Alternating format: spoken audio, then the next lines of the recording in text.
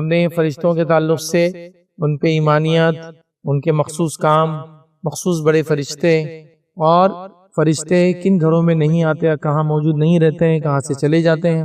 اس کے بعد وہ لوگوں کو ہم نے دیکھا، ان اشخاص کو دیکھا جن کے لیے فرشتے دعائیں کرتے ہیں۔ آج انشاءاللہ عزیز اسی سیریز کا آخری پارٹ رہے گا، اور آج ہوں گا انشاءاللہ عزیز فرشتے کن کے لیے بد دعا کرتے ہیں، کیونکہ جہاں فرشتے دعا کرتے ہیں وہیں فرشتے بد دعائیں بھی کرتے ہیں۔ ایک لیکچر تو ہم نے دیکھا تھا کہ فرشتے کہاں سے چلے جاتے ہیں، مطلب وہاں نہیں رہتے ہیں، وہ ایک الگ چیز تھی۔ لیکن اب وہ بات ہوں گی کہ جہاں وہ بد دعا دیتے ہیں، مطلب جہاں فرشتوں کی دعائیں ایک مومن کے لیے، ایک مسلمان کے لیے بے انتہا ضروری ہے، ان کی موجودگی اس کے لیے ضروری ہے کہ وہ آئے اس کے کاموں میں، ذکر و اذکار کی مجلسوں میں، اس کے گھر کے اندر تمام چیزوں میں، تو وہیں ان کی بد دعاؤں سے بچنا بھی ہمارے لیے ضروری ہے۔ اس لیے کہ جیسا وہ دعا اللہ کے حکم کے بغیر کسی کے لیے نہیں کرتے، تو ویسے بد دعا بھی اللہ کے حکم کے بغیر کسی کے لیے نہیں کرتے۔ مطلب جن کاموں کو اللہ سخت ناپسند کرتا ہے، شدید ناپسند کرتا ہے، تو فرشتوں کو حکم دیتا ہے اس کو ناپسند کرنے کا۔ جب وہ ناپسند کرتے ہیں تو اس کو بد دعا بھی دیتے ہیں۔ پھر یاد رکھیں، تو لہٰذا ہمارے لیے یہ بہت ضروری ہے اور اس کام سے بچیں جس کام کی وجہ سے فرشتوں کی بد دعا حاصل ہوتی، یاد رکھیے، اور یہ بہت ہی خطرناک چیز ہے۔ بہرحال فرشتوں کی بد دعاؤں کے تعلق سے بہت ساری روایتیں آتی ہیں، میں نے بہت مختصر سے 5 سے 6 اعمال چنے ہیں، اور انشاءاللہ عزیز آج اسی پر ہم جو ہے اس کو خاتمہ کر دیں گے۔ اور یہ ٹاپک یہیں چکے رحمت کے فرشتے کہاں نہیں آتے، اس میں کافی سارا پارٹ ہمارا ہو گیا تھا، لیکن ابھی وہاں جب بد دعا کے الفاظ ہیں، چونکہ وہاں میں نے مخصوص جہاں سے وہ چلے جاتے ہیں الفاظ دیے تھے، یہاں مخصوص بد دعا کے الفاظ ہیں، تو ہم وہ باتیں نہیں لیں گے جس سے رحمت کے فرشتے چلے جاتے ہیں، لیکن ابھی صرف وہ لیں گے جہاں بد دعا کے الفاظ کہتے ہیں۔ تو آئیے چند باتیں انشاءاللہ چند وہ اعمال جن کے کرنے سے اللہ کی نورانی مخلوق جس کا ہونا ایک مومن کے ساتھ بہت ضروری ہے، یہ نکل جاتی ہے یا بد دعا دیتی ہے، ان اعمال کو دیکھنے کی ہم کوشش کریں گے۔ آئیے ان اعمال میں جس عمل کی وجہ سے فرشتے ہم سے دور چلے جاتے ہیں، ان میں سب سے پہلا عمل جو میں آپ کے سامنے رکھوں گا وہ ہے کہ صحابہ کے تعلق سے بدگوئی کرنا، صحابہ کے تعلق سے برا بھلا کہنا، صحابہ پہ لعن طعن کرنا، صحابہ کو گالی دینا، ایسے لوگوں پر یاد رکھے فرشتے بد دعا کرتے، یاد رکھے۔ نبی اکرم صلی اللہ علیہ وسلم فرماتے ہیں، معجم الکبیر کی روایت ہے، آپ نے فرمایا کہا جس نے میرے صحابہ کو گالی دی اس پر اللہ تعالیٰ، فرشتوں اور سب لوگوں کی لعنت ہے۔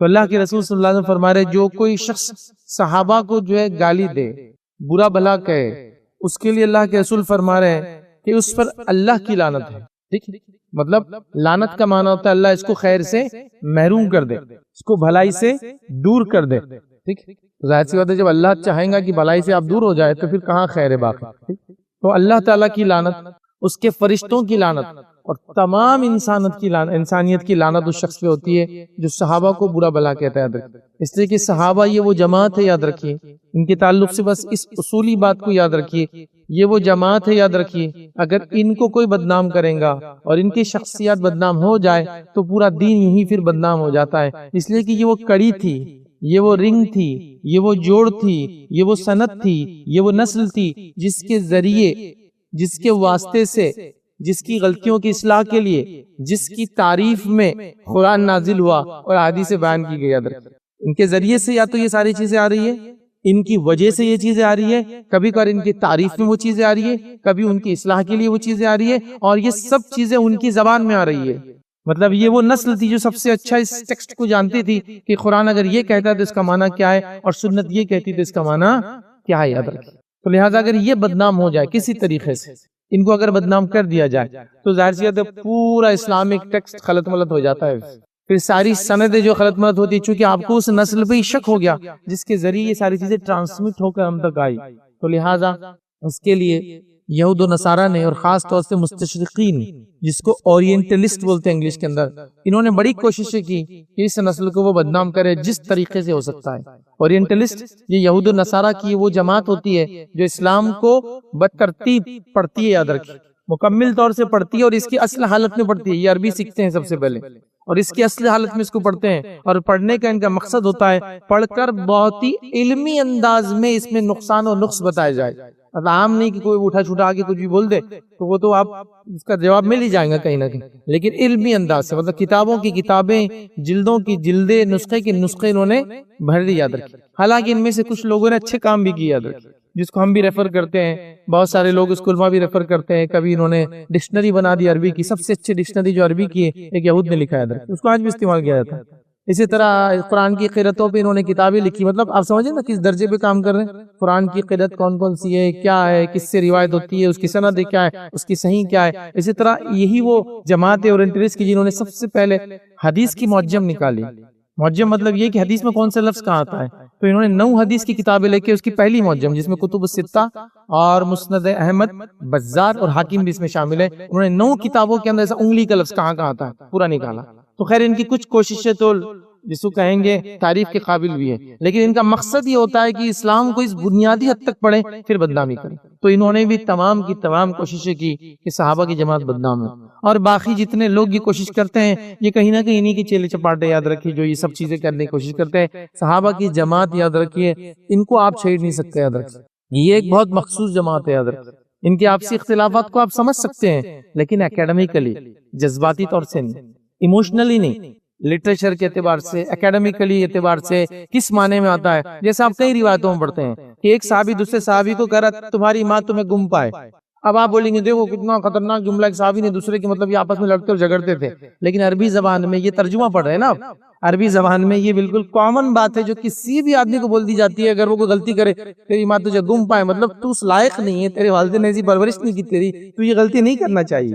لیکن آپ اس کو جب اردو میں ترجمہ کر دے تو لگتا ہے کہ یہ تو آپس میں کچھ بھی کہہ رہے ہیں. تو آپ کو زمین، زمانہ، حالات، زبان، اس کی نوعیتیں، ساری چیزوں کو سمجھ کے نتیجہ نکالنا پڑتا ہے. اس کو اس طرح سے نہیں، جیسے اگر میں کسی کو اپنی ایک جماعت میں کہہ دوں ابے ایک گدھے بیٹھ جا، اس کا معنی کیا ہے؟ میں گدھے کو بات کر رہا ہوں یا میں نے کسی انسان کو گدھا جو ہے گدھا بنا دیا، جانور بن نہیں. اس کا معنی ہے کہ بےوقوف انسان. تو یہ آپ لوگ جانتے ہیں کہ یہاں اس کا معنی بےوقوف انسان ہے. اب یہاں سے آپ نکلو، اب اتنی ہمت تو نہیں آپ میں، راستے میں جاؤ چوڑیاں پہنتے ہوئے نکل جاؤ. اگر مردوں سے میں کہہ رہا ہوں اس کا مطلب یہ نہیں کہ آپ بولے ارے فیضے نے بولے شرعی احکام ہوں گا کچھ نہ کچھ چوڑیاں پہننے کا، نہیں. اس کا معنی ہے بزدلی چھوڑو، ہے نا. تو میں بتاؤں گا کہ یا اس دور کے لوگ بتائیں گے کہ اردو میں اس کا معنی تھا بزدلی چھوڑو، اس کا معنی ہے لٹرل نہیں تھا چوڑیاں پہننے کا. تو لہٰذا بہت ساری چیزیں ہوتی ہیں تو اس کو سمجھنے کی ضرورت ہوتی ہے. بس میں یہ کہوں گا کہ صحابہ کی جماعت کو چھیڑنے کی، لعن طعن کرنے کی، برا بھلا کہنے کی، نقص ڈھونڈنے کی، یا جس کو میں کہوں گا ان کی زندگی میں کیڑے نکالنے کی کوشش بالکل بھی نہ کرے. جو صحابہ کے خلاف بات کرتا ہے اس کو میں اپنی زبان میں کہتا ہوں، حالانکہ الفاظ تلخ ہے، اس کو منہ کا بواسیر ہو گیا ہے. کیونکہ یہ جماعت کو آپ دھکا نہیں لگا سکتے.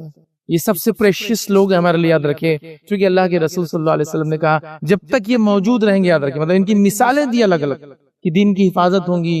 نبی اکرم صلی اللہ علیہ وسلم نے مطلب کئی فضائل ہے، بہرحال وقت نہیں ہے، میرا آلریڈی کے ریکارڈڈ لیکچر ہے صحابہ کے فضائل. بہرحال تو آپ صحابہ کے اختلافات کو پڑھیں، اکیڈمیکلی پڑھیں، ایموشنلی نہ پڑھیں، اور سمجھے اس کو، وہ مسئلہ نہیں ہے. لیکن لعن طعن شروع کر دینا، پارٹیزم، گروپزم، میں اس کے فریق، تو کس میں ہے، تو کس کو فلاں، یہ سب چیزیں کبھی بھی اسلام نے پسند نہیں کیا. یاد رکھیے، اور یہ بہت غلط بات ہے. بہرحال آئیے، تو یہ پہلا وہ تھا یہ فرشتے، اللہ رب العزت خود، اس کے فرشتے اور تمام انسان کی لعنت ہوتی ہے. دوسرا یاد رکھیے وہ جماعت یا وہ لوگ جن پر فرشتے بددعا کرتے ہیں، یاد رکھیے وہ یہ ہے مدینے میں کسی بدعت کا ارتکاب کرنا. مدینے سے مراد مدینۃ النبی، مدینہ شہر. مدینے میں کسی بدعت کا ارتکاب کرنا یا کسی بدعتی کو مدینے میں پناہ دینا. اگر بدعتی کو پناہ دینا تو چونکہ ہم وہاں رہتے نہیں تو ہمارے لیے وہ ریلیونٹ نہیں ہوگا پارٹ، لیکن یہ تو ریلیونٹ ہے. مدینے تو سب جاتے ہیں، حج کے لیے جاتے ہیں تو وہاں زیارت کرنے جاتے ہیں، عمرے کے لیے جاتے ہیں زیارت کرنے جاتے ہیں. تو اس بات کا خاص خیال ہو کہ ہم سے وہاں کوئی بدعت کا ارتکاب نہ ہو. نبی اکرم صلی اللہ علیہ وسلم نے فرمایا، یہ صحیح مسلم کی روایت ہے، ابو ہریرہ رضی اللہ عنہ فرماتے ہیں، کہتے ہیں کہ اللہ کے رسول صلی اللہ علیہ وسلم نے فرمایا مدینہ حرم ہے، جس شخص نے اس میں بدعت کا ارتکاب کیا یا بدعتی کو پناہ دی، اس پر اللہ کے فرشتوں کی اور سب لوگوں کی لعنت ہے. قیامت کے دن اس کا کوئی نفلی عمل اور کوئی فرضی عمل قبول نہیں ہوگا.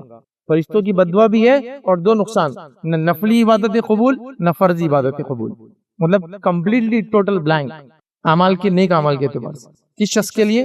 جو مدینے میں بدعت کا ارتکاب کرے یا جو مدینے میں بدعتی کو پناہ دے، مطلب بلائے، رکھے، اس کی بات لوگوں تک سنائے، پہنچائے، پروپوگیشن کرے. چونکہ ایک زمانے میں لوگوں نے اسلام کو بدنام کرنے کی ساری حرکتیں کی ہے، یاد رکھیں. لیکن ہمارے لیے ایک عام آدمی کے لیے جو ہندوستان میں رہتا ہے اس کے لیے کیا ہے کہ ہم جب مدینے جائے تو غلطی سے بھی ہم سے کوئی بدعت کا ارتکاب نہ ہو. اللہ ہم پہ رحم کرے. ہم لاکھوں روپے خرچ کرتے ہیں حج وغیرہ میں، پھر اس میں زیارت مدینہ بھی ہوتی ہے، پھر عمرہ کو جاتے ہیں تو ہزاروں لاکھوں اس میں بھی خرچ ہوتے ہیں، یاد رکھیے وہاں جاتے ہیں. لیکن ہم پڑھ کر نہیں جاتے کہ کیا کرنا چاہیے اور کیا نہیں کرنا چاہیے مدینہ میں.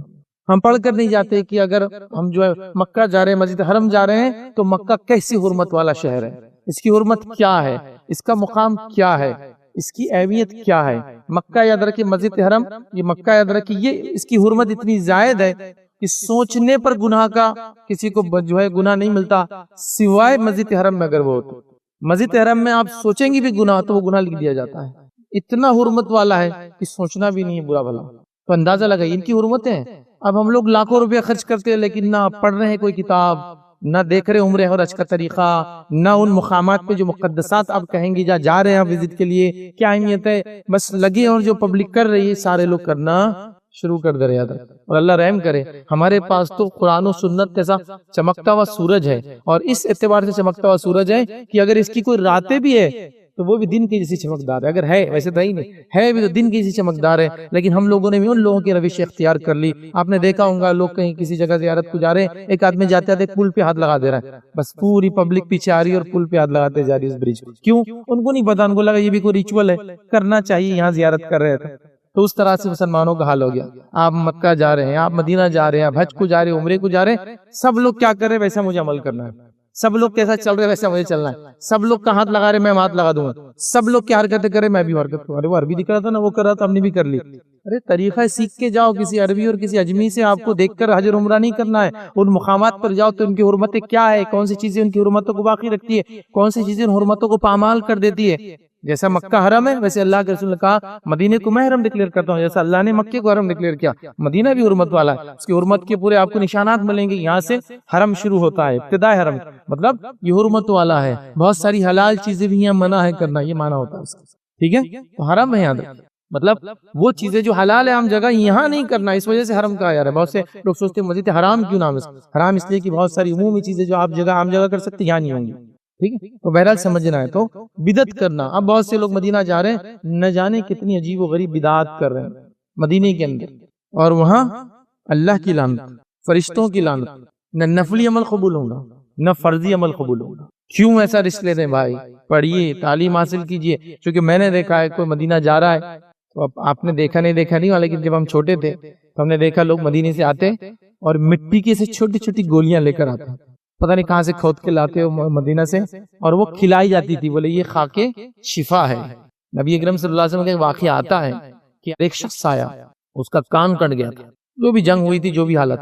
جب وہ آیا تو آپ نے مٹی اٹھائی اور اٹھا کر کان پہ مل دیا پکڑ کر. وہ صحابی کہتے ہیں میرا کان بالکل صحیح سلامت، خون نکلنا بند، سب بالکل کیور ہو گیا. یہ معجزہ تھا، کھا کے شفا.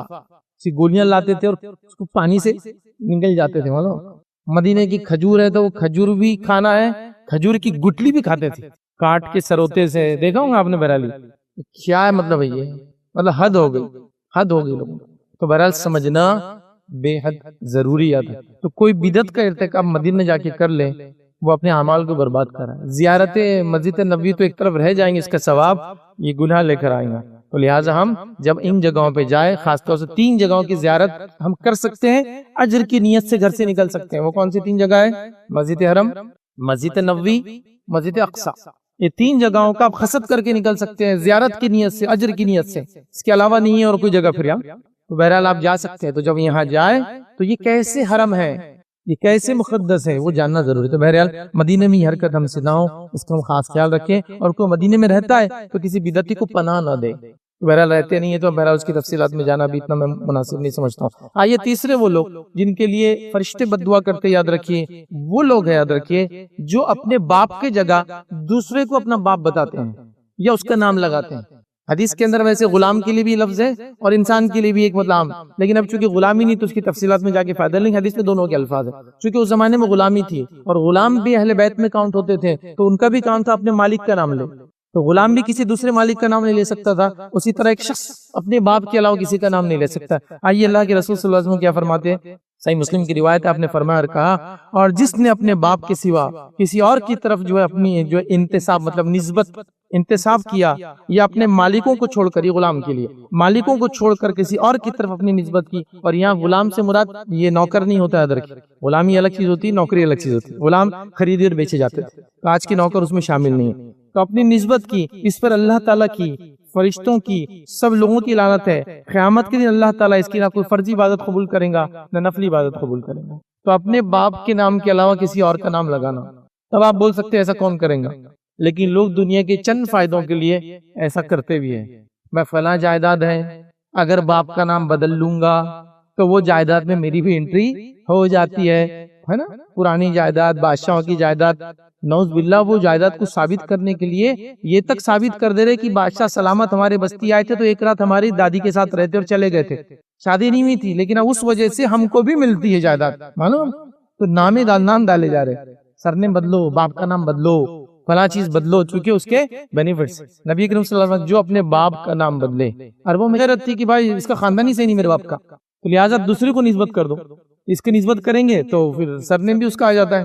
تو یہ غلط چیز تھی، چونکہ ان کے پاس بھی اونچ نیچ کا بڑا تصور تھا. خاندانی جو ہوتا ہے وہ مجھے انڈیا کے ماحول میں آپ کو سمجھانے کی ضرورت نہیں اونچ نیچ کیا ہوتی ہے، سب جانتے اور سب سمجھتے ہیں کتنا اس سے افیکٹ ہوتا ہے. کھانے پینے، اٹھنے بیٹھنے، شادی بیاہ، مرنے، چھونے تک ہوتا ہے کہ کسی کو ہاتھ لگا سکتے اور کسی کو نہیں سن سکتے اور نہیں سن سکتے. ان میں تھا تو یہ اپنے باپ کا نام بدل دیتے، اس سے کیا بینیفٹ ملتا تھا، یہ ساری چیزیں. تو بہرحال یہ نہیں کرنا چاہیے. ایک مسلمان ہونے کے ناطے کوئی انسان اپنے باپ کا نام کبھی نہیں بدلیں گا دنیاوی چند فائدوں کے لیے. یاد رکھیں اس چیز کو ہم ذہن میں رکھیں. بہرحال یہ کامنلی اب ہمارے پاس نہیں ہوتا ہے، لیکن چونکہ یہ الفاظ حدیث میں ہے کہ فرشتے بدوائیں دیتے، اس لیے میں نے آپ کے سامنے اس بات کو رکھ دیا. اب آئیے آگے بڑھتے ہیں. وہ چوتھی چیز یاد رکھیے جسے کرنے کی وجہ سے یاد رکھیں فرشتے بددعا دیتے. یاد رکھیے وہ حدیث میں پچھلے جمعہ رکھ چکا ہوں تو آدھا حصہ اس کا سمجھا بھی چکا ہوں، آدھا ہم سمجھیں گے انشاءاللہ. وہ حدیث طرح صحیح بخاری اور صحیح مسلم کی روایتیں متفق علیہ روایتیں. اللہ کے رسول صلی اللہ علیہ وسلم نے فرمایا کوئی دن ایسا نہیں جس میں بندہ صبح کرتے ہیں مگر 2 فرشتے نازل ہوتے ہیں. ان میں سے ایک فرشتہ دعا کرتا ہے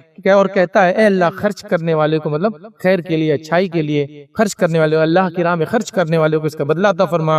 اور دوسرا فرشتہ کہتا ہے اے اللہ اور روکنے والے کو تباہی دے، مطلب جو مال صحیح جگہ خرچ نہیں کرتا اللہ اس کو تباہی دے، اور جو مال خرچ کرتا ہے اس کے لیے دعا کرتے ہیں. تو 2 فرشتے ڈیلی اتر رہے ہیں، خرچ کرنے والے کے لیے دعا کر رہے ہیں، اور جو روک کے رکھتا اللہ کی راہ میں مال نہیں خرچ کرتا، جہاں خرچ کرنا وہاں نہیں کرتا، اس کے لیے بد دعا کرتے. یاد رکھیں. اب دیکھیے اللہ کی راہ میں جو خرچ نہیں کرتا وہ اس کو بد دعا دیتے. آج ہم اللہ کی راہ میں کیوں نہیں خرچ کر پا رہے؟ کیونکہ خرچ کرنے والوں کی واقعات لاسٹ ٹائم میں لے چکا ہوں.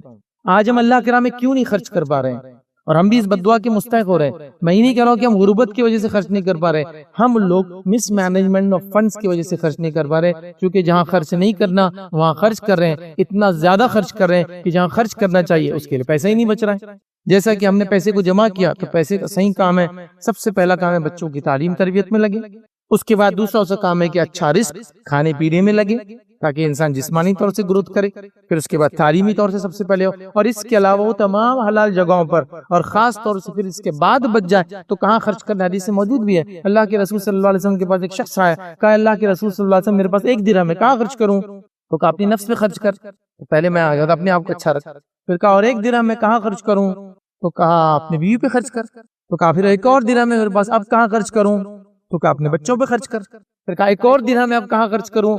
تو کہا فانت اب صرف تجھے معلوم ہے کہاں خرچ کروں؟ اللہ کے راہ میں خرچ کرتے. اب تیرا ہو گیا نا، تیرا خرچہ ہو گیا، بیوی کا خرچہ ہو گیا، بچوں کا خرچہ ہو گیا، اب تجھے معلوم ہے کیا کرنا ہے. اور صحابہ کو معلوم تھا اللہ کے راہ میں خرچ کرنا ہے. ان کا حال تو یہ تھا کہ بیوی بچوں پر اپنے آپ پہ نہیں خرچ کر کے اللہ کے راہ میں خرچ کر رہے تھے. تو اللہ کے رسول کو روکنا پڑ رہا تھا، بھائی اپنے اوپر بھی کرو، تیرے نفس کا بھی تیرے پہ حق ہے، تیرے جسم کا بھی تیرے حق ہے، تیرے بیوی بچوں کا بھی تیرے پر حق ہے، یہ کہنا پڑ رہا تھا. سعد بن ابی وقاص رضی اللہ عنہ بیمار ہو گئے تو اللہ کے رسول صلی اللہ علیہ وسلم موجود تھے. تو آپ نے کہا کہ میری پوری جائیداد زمین دولت صدقہ کرتا اللہ کے راہ میں. آپ نے کہا اللہ کے رسول فرمایا سعد کہ اپنے بیوی بچوں کو تم بھوکا چھوڑ کے جانا چاہتے ہو کہ تیرے جانے کے بعد مانگی وہ لوگوں سے سب کو صدقہ کر رہا ہے؟ تو یہ ٹھیک نہیں ہے موت کے وقت ایسا کرنا. تو کہا آدھا خرچ کرتا ہوں. تو کہا زیادہ ہے. تو کہا 1/3 خرچ کرتا ہوں. کہا یہ بھی زیادہ ہے، لیکن آپ نے اس کے بعد خاموشی اختیار کی تو انہوں نے 1/3 جب صدقہ کر دیا. لیکن بہرحال ان کی وفات کی، اس کے بعد بھی اللہ نے ان کو زندگی دی. تو دیکھیے وہ زیادہ خرچ کر رہے تھے تو ان کو روکنا پڑ رہا تھا. آج ہم نے فنڈ کو اتنا مس مینجمنٹ کیا کہ ہم کو جہاں خرچ کرنا ہے وہاں بھی نہیں خرچ پا رہے. حالات یہ ہے کہ زکوٰۃ بھی نہیں دے پا رہے لوگ. زکوٰۃ تو واجب ہے نا بھائی. اب تو کیا میں نے زمین میں انویسٹ کر دیا نا، اب تو میں نے گولڈ میں کر دیا، کیش نہیں دیکھیں گے پھر زکوٰۃ کا. اللہ اکبر. وہ زمین بھی برباد ہونے والی ہے، وہ گولڈ بھی برباد ہونے والا ہے، جس کا اللہ کے رسول صلی اللہ علیہ وسلم کے زمانے میں جس چیز کی زکوٰۃ اسی جن سے دی جاتی تھی. مطلب زمین کی زکوٰۃ زمین میں سے نکلتی تھی، جانور کی زکوٰۃ میں سے جانور ہی نکالے جاتے تھے، گولڈ کی زکوٰۃ میں سے گولڈ ہی نکلتا تھا. ابھی ہمارے پاس کیش ہے تو ہم کیش نکالتے ہیں، تو پھر زمین میں سے زمین نکالو 2.5%. جب کیش نہیں تو گولڈ میں سے گولڈ نکالو 2.5%. ارے نہیں مولوی صاحب وہ کہاں بہت مشکل سے جمع ہوا، کہاں توڑیں گے اس کی ویلیو؟ وہ سب نہیں، زکوٰۃ ہے، دینا ہی پڑے گا. زکوٰۃ جو فرض ہے وہ نہیں دے پا رہا، تو دیگر جو نفلی صدقات ہیں وہ تو ختم ہی ہو گئے، مطلب معاشرے سے ختم ہو گئے. یہ صرف اور صرف ہمارے پیسے کا صحیح استعمال نہ کرنے کے نتیجے میں ہو رہا ہے. تو ہمیں پیسے کو صحیح جگہ خرچ کرنا ہے. یہ اللہ کے راہ میں نہیں خرچ کرنے والے، روکنے والے کے لیے بد دعا دے رہے ہیں. لیکن کوئی انسان بول سکتا ہے میرے پاس تو ہے ہی نہیں. وہ اس لیے نہیں ہے کہ ہم نے اپنی اخراجات، اپنی خواہشات کو اتنے اوپر لے گئے کہ اب پیسے بچانے کے چانسز بہت ہی کم نظر آ رہے ہیں ہم کو.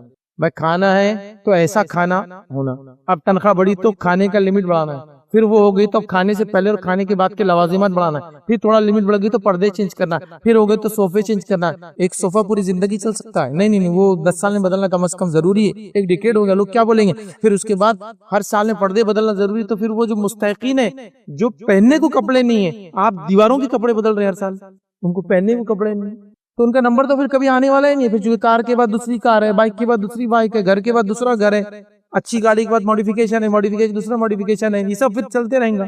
تو پھر کب ہم روکیں گے کہ بس یہ میری ضرورت ہے، اس کے بعد اللہ کی راہ میں؟ صحابہ کا یہ معاملہ تھا کہ یہ ہماری ضرورت ہے، اس کے بعد سب اللہ کی راہ میں. حدیث میں ہے کہ آپ اگر کسی رشتہ دار کو صدقہ دیں گے تو ڈبل ثواب، رشتہ نبھانے کا اور صدقہ دینے کا. پڑوسی اور رشتہ دار کو دیں گے، جو پڑوسی بھی اور رشتہ دار بھی ہے تو 3 ثواب، پڑوسی ہونے کا ثواب، رشتہ دار ہونے کا ثواب، صدقہ دینے کا ثواب. مستحق ہونا ضروری ہے، یہ بات بھی ہے. ہاں واقعی مستحق نہیں ہے، بس وہ بھی ویسے ہی آپ ان کو خالی ان کا سٹیٹس بڑھانے دے رہے تو ٹھیک نہیں.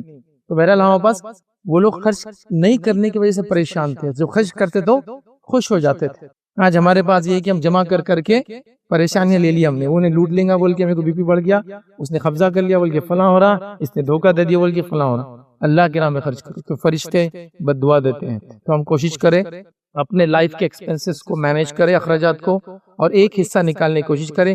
کچھ نہ ہو تو اللہ کے رسول صلی اللہ علیہ وسلم نے کتنی آسان طریقہ بتایا صدقہ کرنے کا. آپ فرماتے ہیں، کہتے ہیں جب تم کھانا بناؤ تو پانی زیادہ ڈال دو سالن میں، مطلب گریوی کی کوانٹٹی بڑھا دو، مطلب تھوڑا صدقہ کر دو. چلو میں الگ سے نہیں کر سکتا، جمع نہیں ہو، جب کھانا بنتا ہے نا تو کھانے کو تھوڑا بڑھا دو کوانٹٹی وائز، اور اس میں سے ایک حصہ نکال کے غریب کو دے دو. ہم دیتے ہیں بچنے کے بعد نہیں، بننے کے بعد دینا ہے. ہاں یہ اصل ہے، افضل صدقہ ہے نا. بچنے کے بعد تو ٹھیک ہے، وہ بھی صدقہ ہے، اس کا بھی اجر ملے گا. بنتے وقت ہی اللہ کے سبحان سالن میں مطلب پانی زیادہ ڈال دو، سالن کو انکریز کر دو. تو یہ بیسک چیز ہے. آپ نے سالن تھوڑا سا بڑھا دیا، فوراً آواز آئی کسی کی، فوراً پتا ہے کہ پڑوس میں ایک ہے، فوراً پتا ہے گلی کی وہاں غریب انسان ہے، اس کو کوئی نہیں ہے، فوراً بتائیے، جاؤ لے جاؤ دے دو. صدقہ ہے. اور جو انسان کماتا ہے اور جو کھاتا ہے، سب سے افضل کمائی اللہ کے نے فرمایا یہ بات دیکھنا کہ تیرا کھانا متقی لوگ کھائے، چونکہ کھانا انسان کی کمائی کا سب سے افضل حصہ ہے. تو کیا فرمایا حدیث میں؟ یہ بات یاد رکھنا کہ تیرا کھانا متقی لوگ کھائے. عام انسان نے کسی کو نہیں کھلانا، متقی لوگوں کو کھلانا، چونکہ سب سے افضل چیز. اس لیے حدیث میں فرمایا بیوی کو کہ شوہر سے پوچھے بغیر کسی کو کھانا نہ دے، اس لیے کہ کمائی کا سب سے افضل حصہ ہے.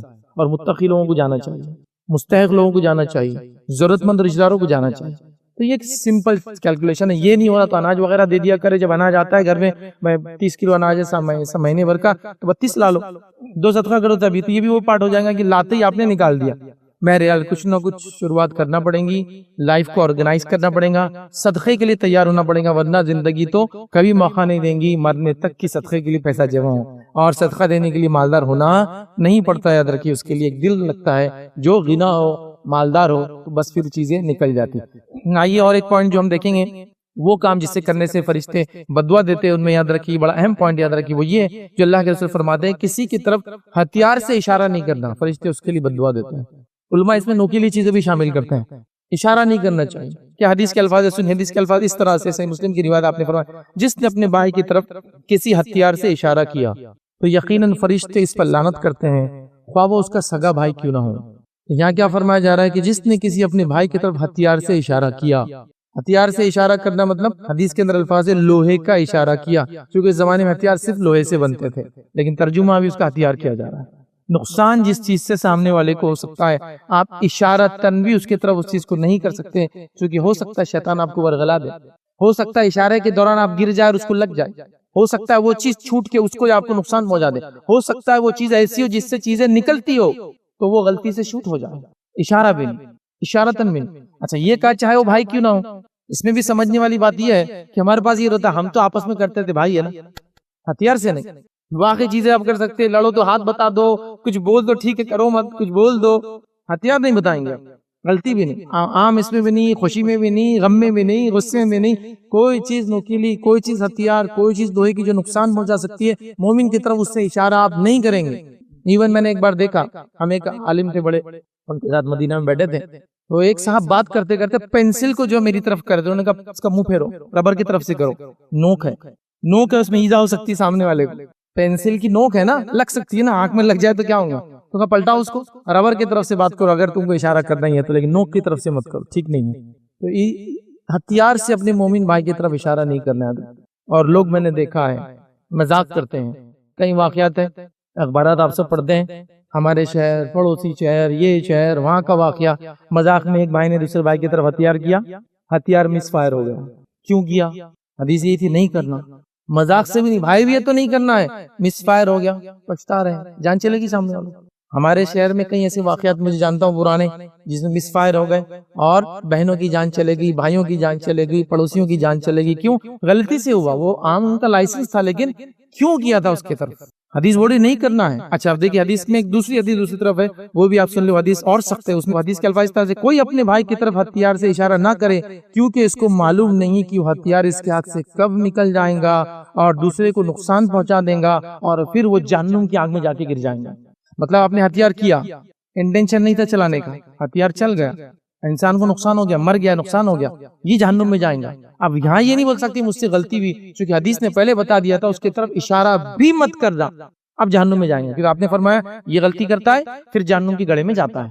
کیونکہ مومن کو قتل کرنا، قرآن نے فرمایا کہ جس نے مومن کو قتل کیا متعمدن، جان مجھ کے، فجزاؤ جہنم، اس کا ٹھکانہ جہنم کے آگے، وہ بری جگہ رہنے کے لیے۔ تو مومن ہے، کرنا ہی نہیں ہے، کرنے کے بعد غلطی ہو گئی وہ سنی نہیں جائیں گا، کرنا ہی نہیں ہے تو اشارہ نہیں کرنا ہے۔ تو ہتھیار سے مومن کی طرف اشارہ نہیں کرنا ہے، ورنہ فرشتے اس پر لعنت کرتے ہیں۔ چھوٹی چھوٹی باتیں، اہم باتیں یاد رکھیں، مذاق میں لوگ کر لیتے ہیں، ٹھیک ہے یہ اصل ہتھیار نہیں۔ میں نے کئی واقعات دیکھا کہ وہ ہوتی ہے نا آپ کے ایئر گنس ہوتی ہے، پہلے تو اس کو لائسنس بھی نہیں لگتا تھا، آج کل تو اس پہ بھی لائسنس ہے، ٹھیک ہے، سرٹن جول سے اوپر اس کی اگر پاور ہے تو، لیکن پہلے نہیں تھا تو لوگ وہ لاتے تھے، اور کئی واقعات ہم نے اس میں بھی سنے، آنکھ میں لگ گیا، آنکھ چلے گئی، کان میں چلے گیا، کان کے پردے پھٹ گئے، فلاں مارا ایسی جگہ جا کے لگا کہ وہ نکل نہیں سکتا، وہ اندر ہی پھر سویل ہوتا ہے اور بڑا ہوتا رہتا لائف ٹائم۔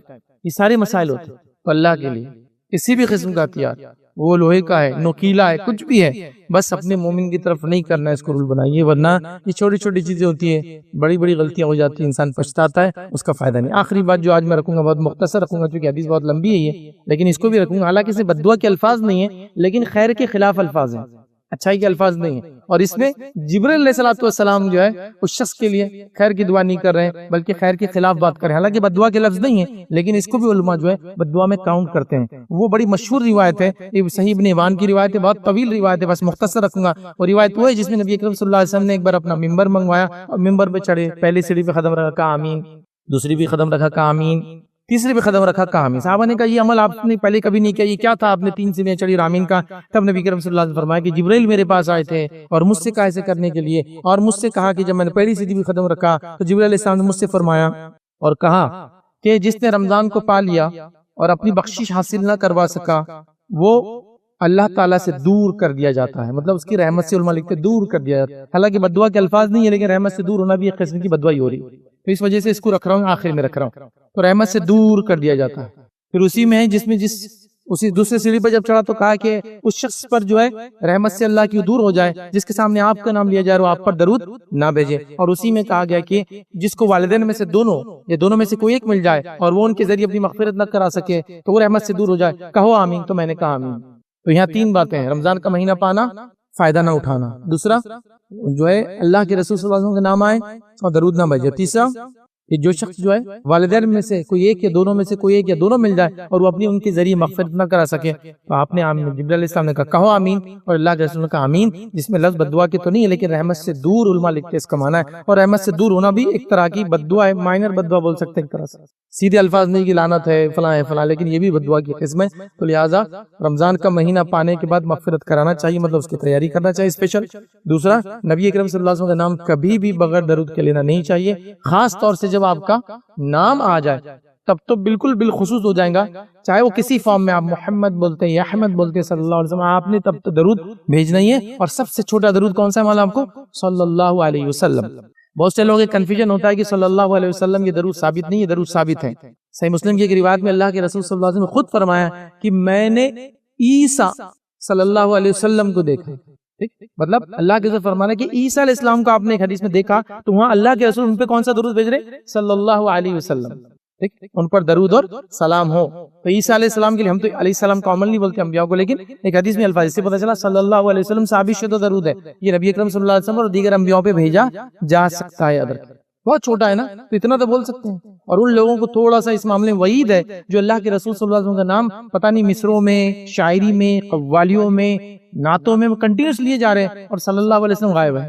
پھر آپ دوسرا نام لیں جو نام نہیں ہے، نبی، رسول، جس کو اللہ کے رسول دوسرے ہیں نا جس میں اشارتاً کہا گیا مزمل، مدثر، ٹھیک ہے، یہاں پھر بھی اشارہ تو ہم یہاں بھی کہیں گے کہ نبی اکرم صلی اللہ علیہ وسلم، پھر بھی کہہ دیں گے، لیکن یہاں نہ بھی ہو تو ٹھیک ہے چونکہ نام نہیں ہے، لیکن جب نام آ جائے اسم تو پھر تو بھیجنا ہی آپ کو واجب، ورنہ یہاں ہم رحمت سے دور ہو جائیں گے۔ اور تیسرا والدین بڑا مقام رکھتے ہیں، یاد رکھیے ان کو کبھی ہم ناراض نہ کرے، پریشان نہ کرے، بلکہ وہ ہمارے مغفرت کا جیتے جی ذریعہ ہے، تو اس کو ذریعہ سمجھ کے فائدہ اٹھانے کی کوشش کرے۔ بہرحال اس حدیث کے اندر یہ 3 باتیں تھیں، اور بھی روایتیں جس کے اندر مختلف باتیں آتی ہے کہ فرشتوں کی بد دعائیں ان لوگوں کو ہوتی ہے۔ بہرحال ہم نے اسی کو طے کیا تھا کہ 5-7 چیزیں انشاءاللہ ذمہ رکھوں گا، اور اس جو فرشتوں کا جو سیشن ہم چلا رہے تھے تقریباً 8 خطبے اس پہ ہم نے رکھے، یہ یہاں ختم ہوتا ہے کہ فرشتے، دعا، بد دعا، ایمانیات اور تمام تفصیلات بہرحال ہم نے اس میں رکھی۔ اللہ رب العزت سے دعا کہ اللہ سبحانہ تعالیٰ ہر اس کام کرنے کی ہمیں توفیق عطا فرمائے جن کاموں کے ذریعے فرشتوں کی دعائیں ہم کو حاصل ہوتی ہیں، ان کا آنا